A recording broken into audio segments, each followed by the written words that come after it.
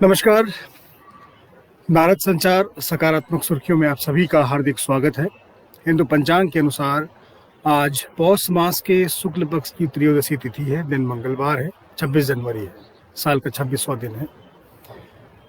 आप सभी देशवासियों को गणतंत्र दिवस की शुभकामनाएं हैं। आज पूरा देश 75वें गणतंत्र दिवस का जश्न मना रहा है।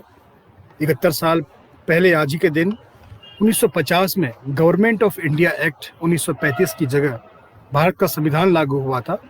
वैसे तो भारत का संविधान बनाने का काम 26 नवंबर 1949 को पूरा हो चुका था। संविधान सभा ने इसे मंजूर भी कर दिया था, पर 26 जनवरी 1930 को कांग्रेस ने पूर्ण स्वराज्य का नारा दिया था। इसी की याद में 2 महीने इंतजार करने के बाद 26 जनवरी 1950 को देश के आखिरी गवर्नर जनरल सी राजगोपालाचारी ने भारतीय गणतंत्र की घोषणा करी थी।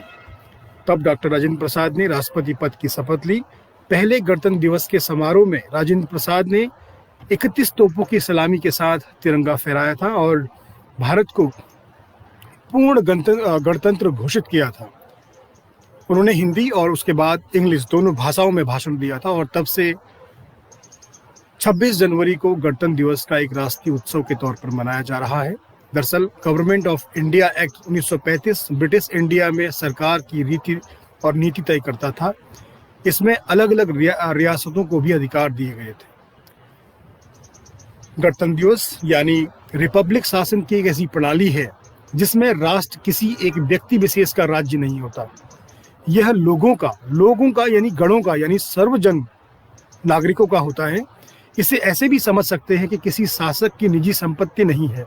देश किसी शासक की निजी संपत्ति नहीं है। राष्ट्र का मुखिया वंशानुगत नहीं होता है।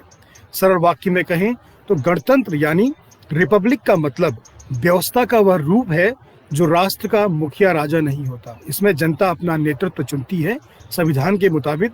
यह जनता द्वारा जनता के लिए और जनता का शासन है। और आज के इतिहास में आज ही के दिन 1972 में शहीद सैनिकों की याद में दिल्ली के इंडिया गेट पर अमर जवान राष्ट्रीय स्मारक की स्थापना की गई।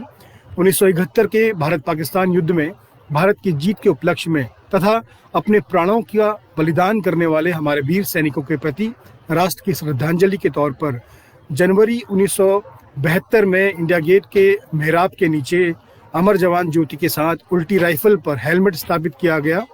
तब से यथोचित अवसरों पर अमर जवान ज्योति पर देशी विदेशी गणमान्य व्यक्तियों द्वारा पुष्पांजलि अर्जित की जाती है। और आज से ठीक 20 साल पहले भारत के पश्चिमी हिस्से में जोरदार भूकंप से गुजरात कांप उठा था। इस प्राकृतिक आपदा में हजारों लोगों की मौत हुई थी। गुजरात का भुज शहर पूरी तरह प्रभावित हुआ। इसकी तीव्रता रिएक्टर पैमाने पर 6.9 से 7.9 के बीच थी। पाकिस्तान, बांग्लादेश, नेपाल और साउथ इंडिया तक इस भूकंप का असर रहा। मीडिया रिपोर्ट्स के मुताबिक 2000 शव निकाले गए थे। वहीं हजारों की संख्या में लोग इमारतों के मलबे के नीचे दबे थे।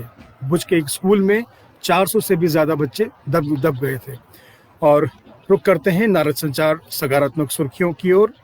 तो देश में इस साल किसी को भी भारत रत्न देने की घोषणा नहीं की गई है, बल्कि जापान के पूर्व प्रधानमंत्री शिंजो आबे, मौलाना वहीदुद्दीन खान, पीवी लाल, सुदर्शन पटनायक को पद्म विभूषण देने की घोषणा की गई है।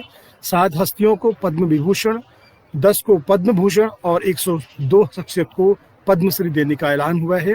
पूर्व लोकसभा स्पीकर सुमित्रा महाजन, नृपेंद्र मिश्रा को पद्म भूषण देने का ऐलान किया गया है। और दिवंगत पूर्व केंद्रीय मंत्री रामविलास पासवान, मौलाना कल्बे सादिक, केशुभाई पटेल और असम के पूर्व मुख्यमंत्री तरुण गोगोई को भी मरणोपरांत पद्म भूषण देने का ऐलान हुआ है।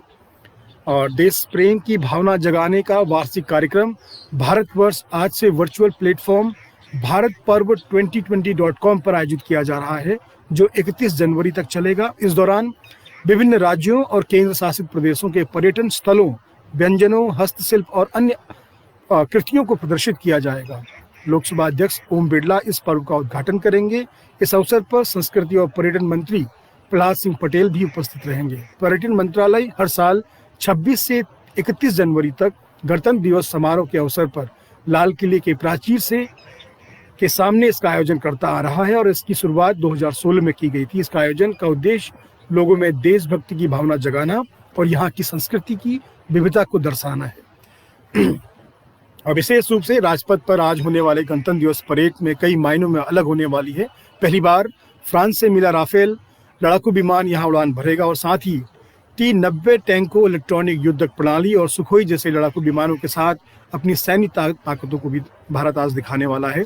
और केंद्र सरकार पर्यावरण को प्रदूषित करने वाले पुराने वाहनों पर ग्रीन टैक्स लगाने की योजना बना रही है, जो कि काफ़ी सकारात्मक खबर है। दरअसल सड़क परिवहन मंत्रालय और राजमार्ग मंत्री नितिन गडकरी ने पुराने वाहनों पर ग्रीन टैक्स लगाने के प्रस्ताव को मंजूरी दे दी है। प्रस्ताव को अंतिम रूप देने के लिए इससे पहले सुझावों के लिए पहले राज्यों के साथ साझा किया जाएगा और इसमें प्रस्ताव किया गया है कि 8 वर्ष से अधिक पुराने वाहनों पर फिटनेस प्रमाण पत्र के नवीनीकरण के समय रोड टैक्स के 10 से 25% की दर से ग्रीन टैक्स लगाया जा सकता है।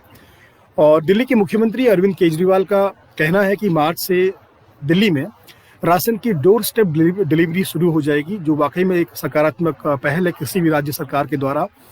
इसके बाद दिल्ली वासियों को राशन लेने के लिए लंबी लाइनें की जरूरत नहीं पड़ेगी, सरकार उनके घर राशन भेजेगी।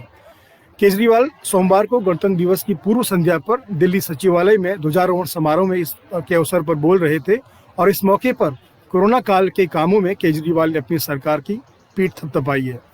और नई राष्ट्रीय शिक्षा नीति के अमल को लेकर सरकार जिस तरह पूरी ताकत से जुटी है, उससे साफ है कि आगे बढ़ाने के लिए सरकार की ओर से बजट में अलग से वित्तीय प्रावधान किए जा सकते हैं। शिक्षा मंत्रालय ने इसको लेकर वित्त मंत्रालय को एक प्रेजेंटेशन भी दिया है और खास बात यह है कि नई राष्ट्रीय शिक्षा नीति में सरकार से शिक्षा पर खर्च को दुगने करने पर सिफारिश की गई है और नीति में कहा गया है कि शिक्षा को नई ऊंचाई देने और नीति में अमल लाने के लिए जरूरी है कि शिक्षा पर कुल सरकारी खर्च का 20% राशि खर्च की जाए। और साथ ही देश को मैन्युफैक्चरिंग हब बनाने के लिए सरकार कई वस्तुओं के आयात शुल्क में बढ़ोतरी के पर विचार कर रही है। वहीं कुछ कच्चे माल के आयात में शुल्क में कमी की जा सकती है। अगले सप्ताह सोमवार को पेश होने वाले बजट में इसकी घोषणा हो सकती है। वित्त मंत्रालय के सूत्रों के मुताबिक मुख्य रूप से कुछ वस्तुओं के आयात पर शुल्क में बढ़ोतरी की जा सकती है, जिसका देश में आसानी से उत्पादन संभव है। और एक बार आपको पुनः गणतंत्र दिवस की हार्दिक शुभकामनाएं और आपका दिन शुभ हो। आप स्वस्थ रहें, मस्त रहें। नमस्कार।